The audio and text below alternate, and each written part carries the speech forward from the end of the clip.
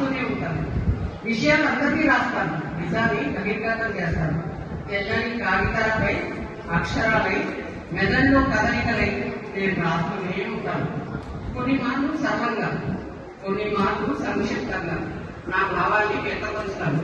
దర్బారు కావలేకపోయినా సన్మాన సత్కారాలు అందకున్నా నేను రాస్తూనే ఉంటాను. ఆద్యంతాలు లేక దుర్లభంగా కొన్ని మార్లు, నట్టులు నత్తిగా కొన్ని మార్లు, అమ్మ పొంగట్టుకు తిరుగాడు పాపాయిగా కొన్ని మార్లు, వ్యక్తిరీతలు ఎదురొచ్చినా నేను రాస్తూనే ఉంటాను. మైలురాలంటివి కొన్ని, మౌన భాష్యాలు కొన్ని, వడపాత్రలు కొన్ని, శీతల సమీరాలు కొన్ని నేను రాస్తూనే ఉంటాను. పాపపుణ్యాల పోలో ఇరుపక్షాలు నావే. రావణాసురున్నై సీతాపహరణం చేసిన లక్ష్మణ స్వామిల రక్షా రేఖలు తీసిన నేను రాస్తూనే ఉంటాను. పాఠకులకు అనుయాయనై వారి హృదయ వీణా తంత్రుల శృతినై కాగితంపై సుధలు చిలుపు శిరాచుకలై చలన కలిగించడానికి నేను రాస్తూనే ఉంటాను. సిగ్గులొలిగిన సిగ్గుమాలిన తనమనుకున్నా నేను రుదిరాన్ని, కేవలం ఒక రంగును కాదు భావ సంద్రాన్ని.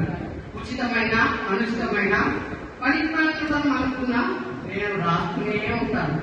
వీరుడినై ప్రశ్నాసరాలు సంధిస్తూనే ఉంటాను. అమర ప్రేమికుడిని తొలినాడి కౌకిల్లో ఊరిపోతాను. ఏదేమైనా నేను రాస్తూనే ఉంటాను. 30 అక్షరాల్లో అనంతానంద భావాలు, చేయుతనిచ్చే ఓదార్పు మాటలవుతాను. అంతరంగంతో యుద్ధానికి సైనికునవుతాను. ఏదేమైనా నేను రాస్తూనే ఉంటాను. ఈశ్వర తత్వానికి భాష్యం నేను, రాక్షసుల చరిత్రల సాక్ష్యం నేను. కురుక్షేత్ర సంగ్రామమైన మానవత్వ కర్మమైన భేషజాలు చూపుకుంటా నేను రాస్తూనే ఉంటాను.